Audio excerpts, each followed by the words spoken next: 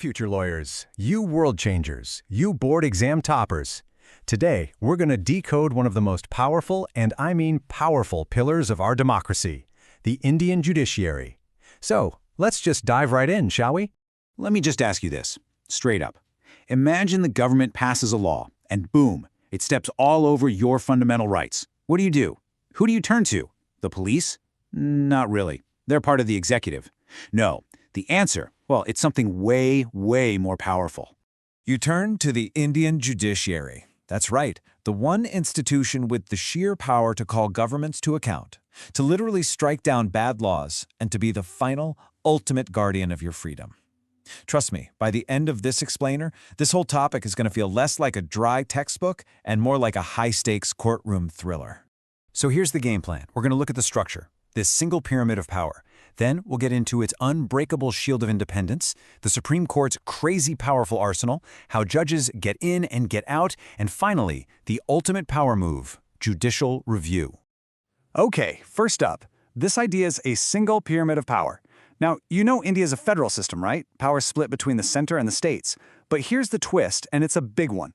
Unlike a place like the US, where you've got federal courts and state courts as separate systems, ours is different. Our judiciary, it's not divided. It's one single integrated system.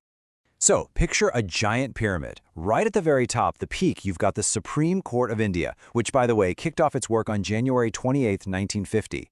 Just below that, you have the high courts for the states. Go down another level, you've got the district and sessions courts. And right at the bottom, the base of it all, are the subordinate courts. See, it's all one single pyramid, one structure, one unified path to justice. Okay, hold on. Quick timeout. I've got to give you an exam trap alert here. This is one of those classic, tricky questions that catches so many students. But don't you worry, we are going to clear this up for good, right here, right now. So, the question is, are a district judge and a sessions judge two different people? The answer is a big, fat no. Think of it like this. They are the exact same person, they just wear different hats depending on the case. When they're hearing a civil case, they put on their district judge hat, but when that same judge walks into a courtroom for a criminal case, they switch to their sessions judge hat. Same person, different roles. Lock that one away. All right, let's shift gears to our next big idea, the judiciary's unbreakable shield. I'm talking about its independence. At the very core of this is Article 50 of our Constitution, and this is all about making sure the judiciary stays independent. But why? Why is this one principle so critical to everything? Simple. Because the judiciary is the ultimate watchdog of our democracy. Think about it. If the government, the executive, gets a little too powerful, or if Parliament, the legislature, passes a law that tramples on your rights, who's going to stop them? The judiciary. It's the one institution that can step in, blow the whistle, and say, nope, that's not right. Uphold the Constitution. And this isn't just theory. Look at the real-world impact. There were these landmark cases involving people living in slums, on the pavements. Our judges looked at Article 21, the right to life, and they did something incredible. They said life isn't just about breathing. It means the right to earn a living, the right to have food, the right to live with basic human dignity. Now that is the real profound power of an independent judiciary in action.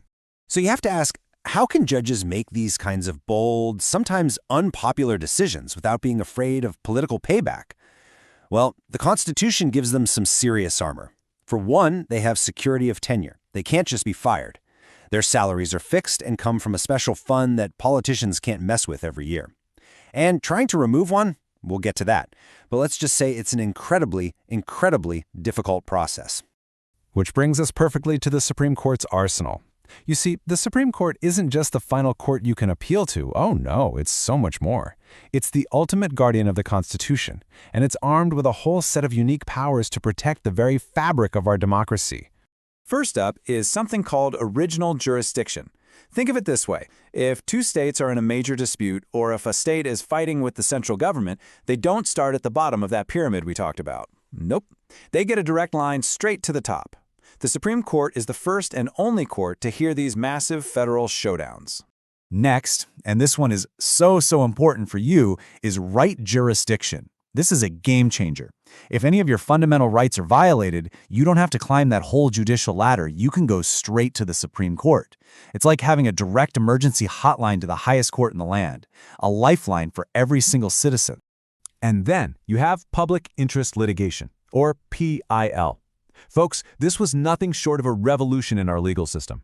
See, it used to be that only the person who was actually harmed could go to court, but PIL changed everything.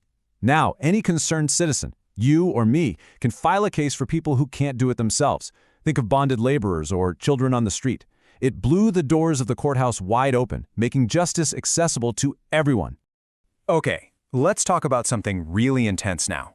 How do judges get their jobs, and how can they lose them? The process for appointing and removing judges is, well, it's totally unique, and it's all designed to protect that independence we keep talking about. So the Constitution says the president appoints the judges. But how does that actually work in practice? Well, it happens through something called the Collegium system. Basically, a small group of the most senior judges in the Supreme Court get together and recommend who should be appointed. The president then acts on that recommendation. So yes, when you boil it down, it's pretty much a system of judges appointing other judges. And getting rid of a judge? Ha! It's designed to be next to impossible. And for good reason. Just look at the hurdles. First, you need a motion signed by at least 100 MPs in the Lok Sabha or 50 in the Rajya Sabha. Then, a special committee has to investigate. If, and that's a big if, they say there's a case, it then has to be passed by a supermajority, 2/3, in both houses of parliament. Only then, after all of that, can the president sign the removal order. It's an epic undertaking. And that brings us to the final section, the ultimate power, the judiciary's superpower, the one that truly cements its role as the guardian of the Constitution. I'm talking about judicial review. Now, before we get to that ultimate power, it's pretty cool to see how the system has adapted over time. You know, with courts getting totally overloaded with cases, a change was made to create specialized bodies called tribunals. You've probably heard of the National Green Tribunal, for instance, which deals only with environmental cases. The whole idea was to get faster, more expert justice for specific technical issues. Okay, back to the main event, judicial review. What does this mean? It means that if Parliament passes any law, even an amendment to the Constitution itself, and the Supreme Court finds that it violates the basic structure of our Constitution, things like democracy, secularism, the federal structure, then the court can strike it down. Just like that, it can declare it unconstitutional and void.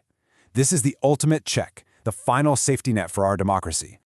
So, as you're studying for your exams, I want you to really focus on these 3 big ideas. Think of them as your scoring pillars. First, the fierce, hardcore independence of the judiciary.